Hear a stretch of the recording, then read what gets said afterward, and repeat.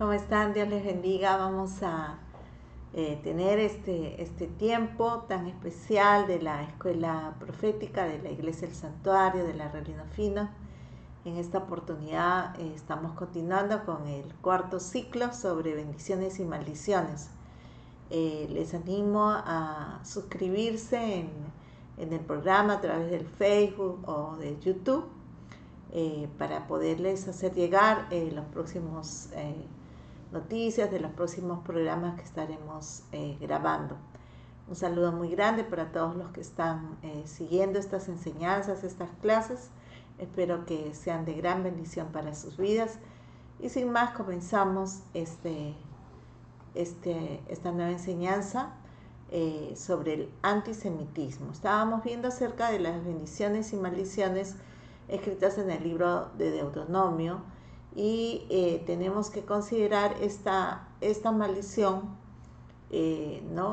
dada a todos aquellos que tienen este tipo de pecado delante de Dios, ¿no? O esta iniquidad. Vamos a hacer memoria. Hace alrededor de 4000 años Dios hizo una elección que ha afectado toda la historia de la humanidad, ¿no? Hasta ahora.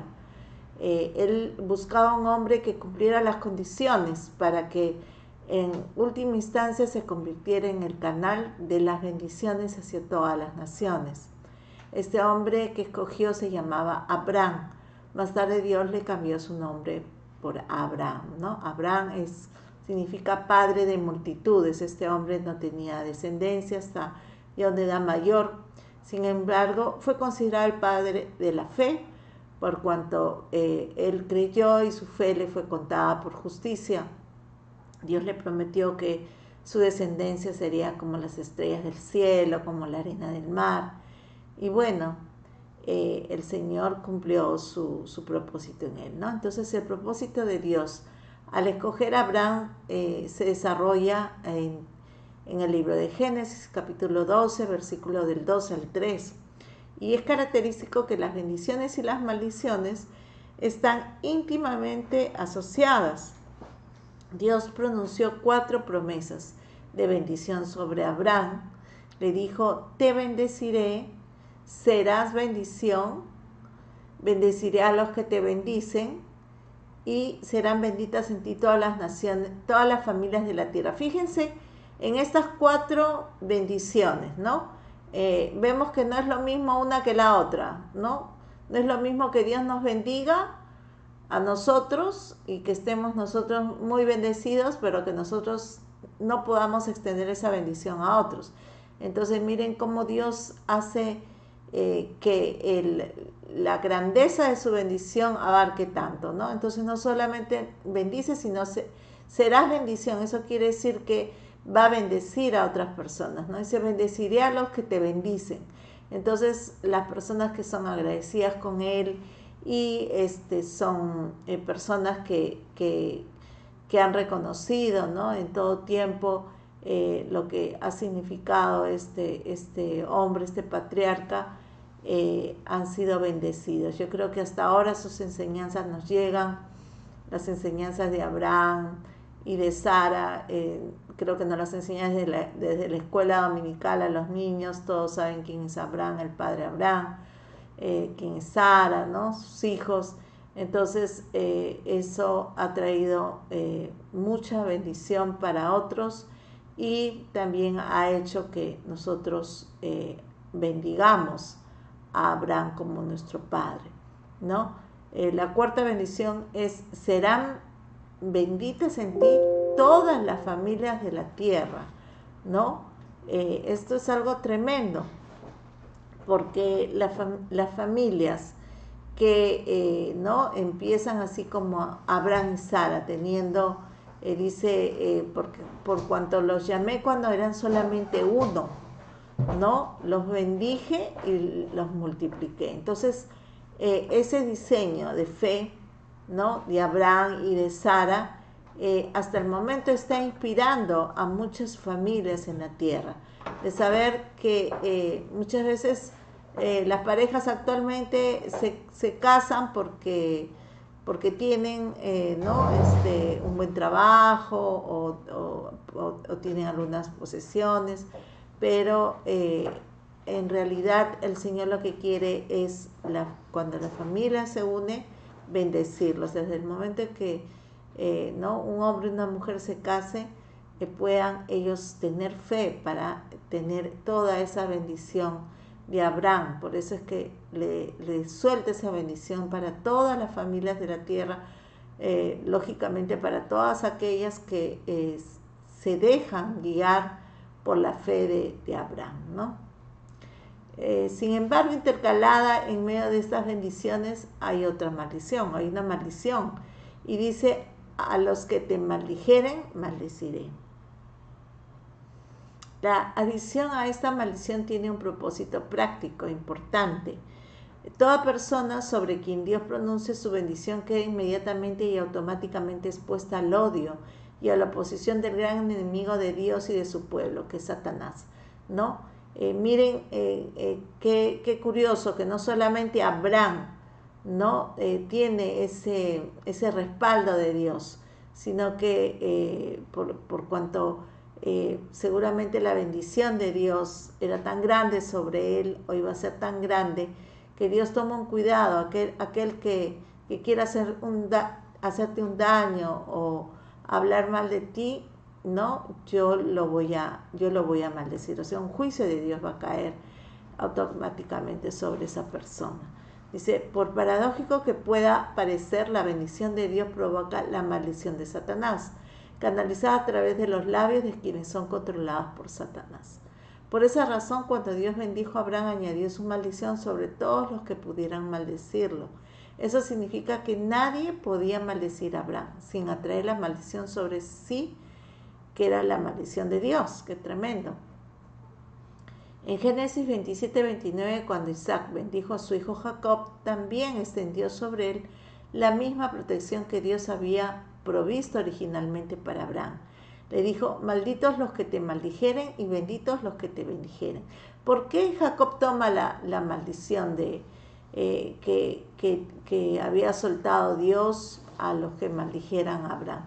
Porque era hijo, ¿no? Abraham, Isaac y Jacob era la tercera generación y lógicamente ellos conocían lo que significaba la herencia que Dios había puesto sobre ellos. Por eso es que ellos tenían que asegurarse de confesar y declarar por fe aquellas palabras que el Señor había soltado sobre Abraham y su descendencia.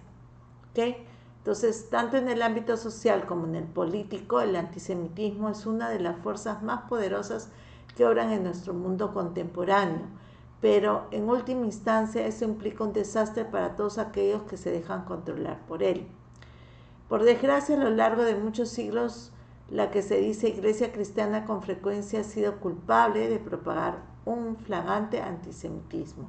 No obstante, la Iglesia le debe toda esta bendición espiritual que reclama para sí a quienes han sido su víctima, el pueblo hebreo. Sin hebreos, la iglesia no hubiera tenido apóstoles, ni Biblia, ni Salvador. Entonces, es importante, hermanos, poder ver la promesa del Padre. No hubiera venido sobre la iglesia, o sea, no existiría la iglesia de Jesucristo. Si es que el pueblo judío no hubiera estado con el Mesías, no hubiera estado esperando la promesa del Padre, no hubieran habido ministerios, no hubiera habido iglesia, no hubiera habido cristianos, no hubiera habido nada si Dios no hubiera venido por los suyos, porque el Señor envió a su único hijo, dijo, por los suyos vino, ¿no? Y los suyos no le recibieron, ¿no? Pero a los que no eran los suyos, ¿no? Dios se manifestó para salvación, eso quiere decir a nosotros como gentiles, ¿no? He aquí una razón principal de la presente condición tibia e importante de gran parte de la cristiandad, sobre todo en Europa y en el Medio Oriente, donde el antisemitismo está profundamente arraigado, en donde la presencia cristiana se ha vuelto débil y de las minorías. Yo quiero decirles que en la historia cuentan que Martin Luther King fue uno de los primeros antisemitas, o sea, él estaba en contra de los judíos, odiaba a los judíos, y de muchos de esos conceptos se tomó Hitler para traer todo lo que fue el holocausto y todo lo que fue la muerte y la persecución al pueblo judío. Entonces, miren qué tremenda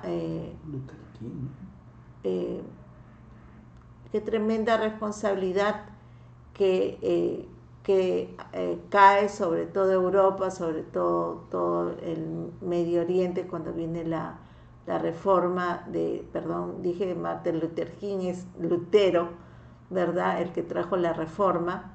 Y de esta manera viene todo lo que significa una tibieza, viene una maldición, como que la iglesia se seca, como que la iglesia pierde esa comunión con Dios, y posiblemente a todos aquellos que cayeron en esos mismos conceptos de Lutero, ¿verdad?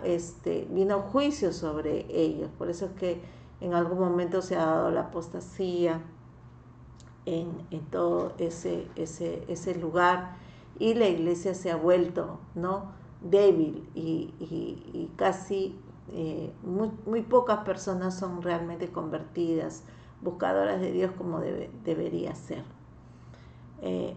Vemos la historia de Nabil Hadad, apunta hacia la solución. ¿Quién es Nabil Hadad? Es un sacerdote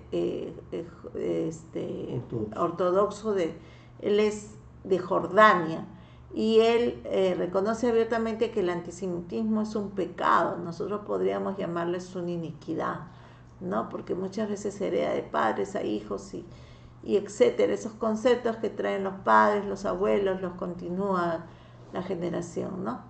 Y él dice que hay que arrepentirse y renunciar a esto.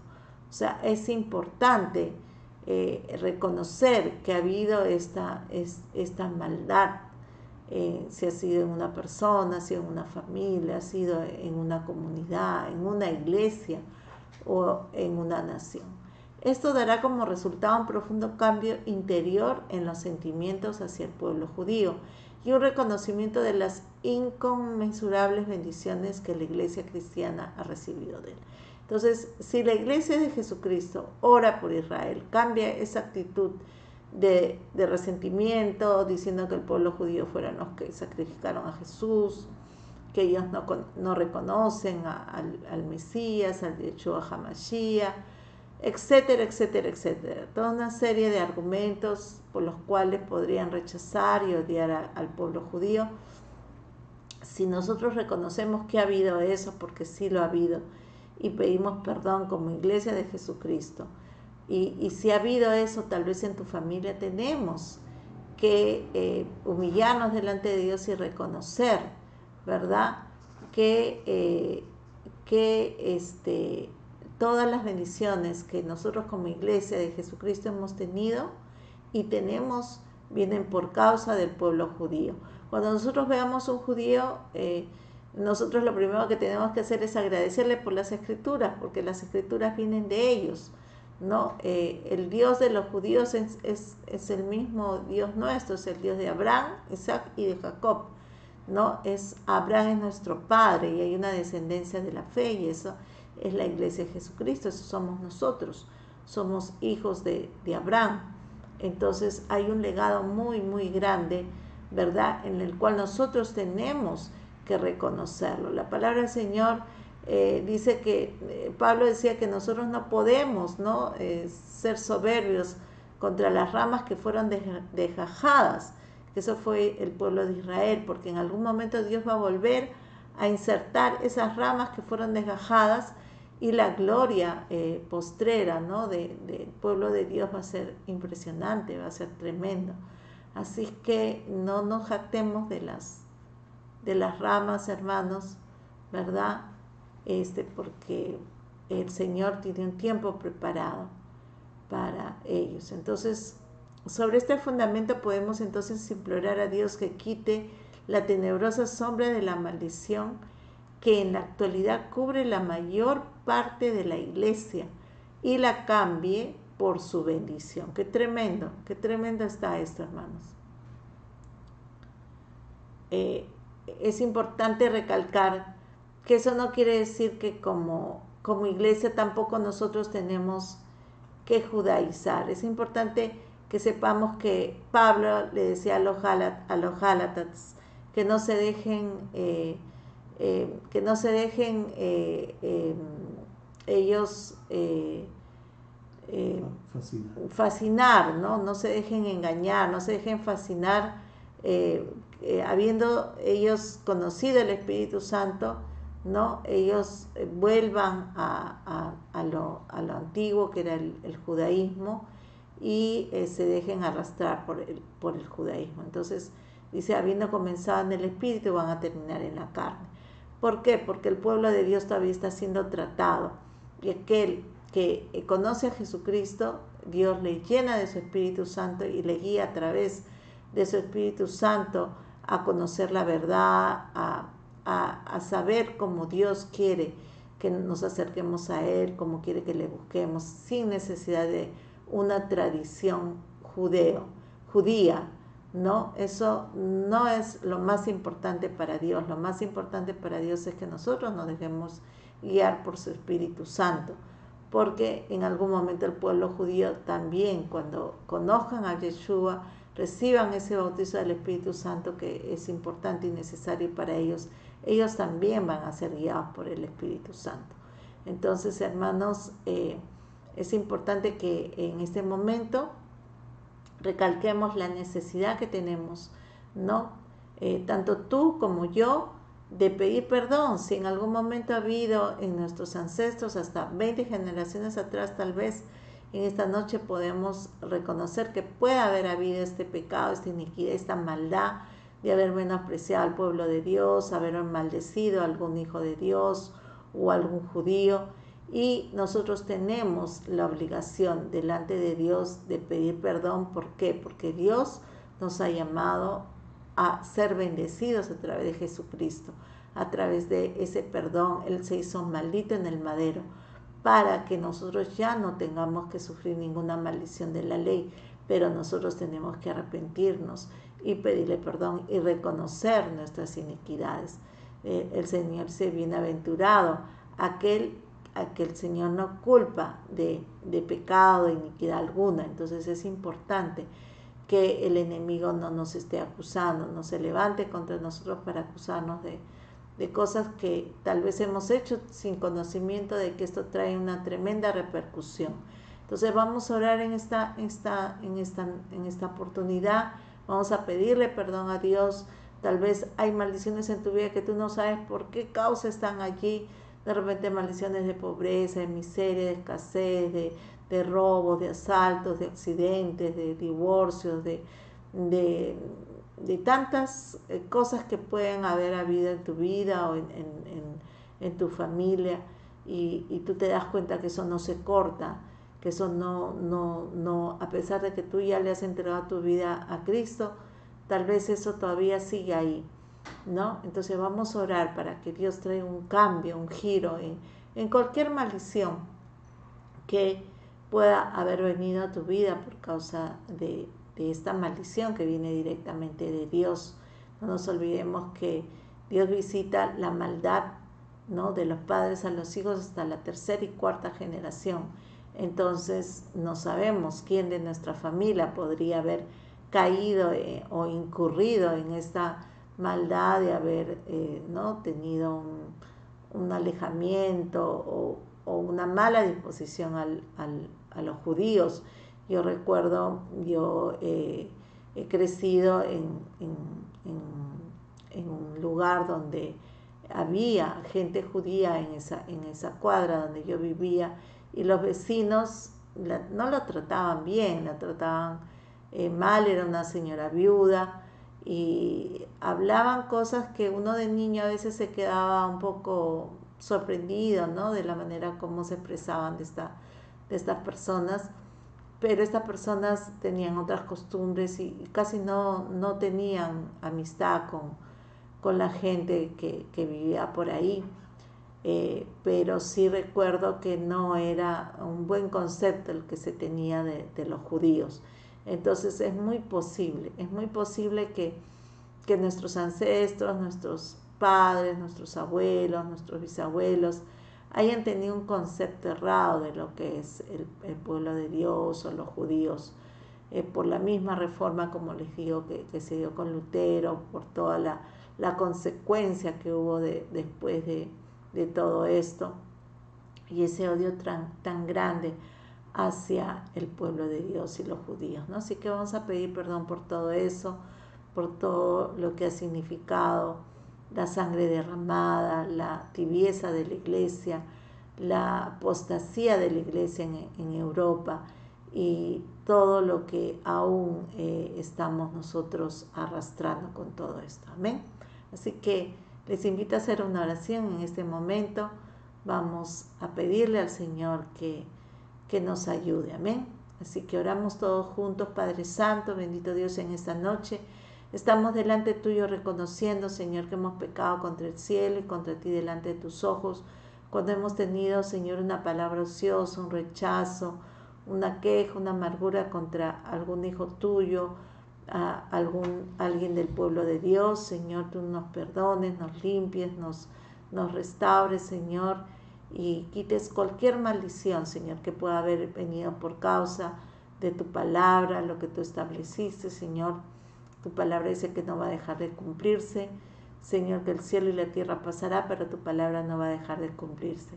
Así que en este momento te pedimos que la sangre preciosa de Jesucristo nos cubra de tan grande maldad, Señor, nos limpie y que sea llevada, Señor, a la cruz del Calvario toda maldición que haya venido a nuestras vidas por consecuencia de esta maldad, Señor, de este pecado.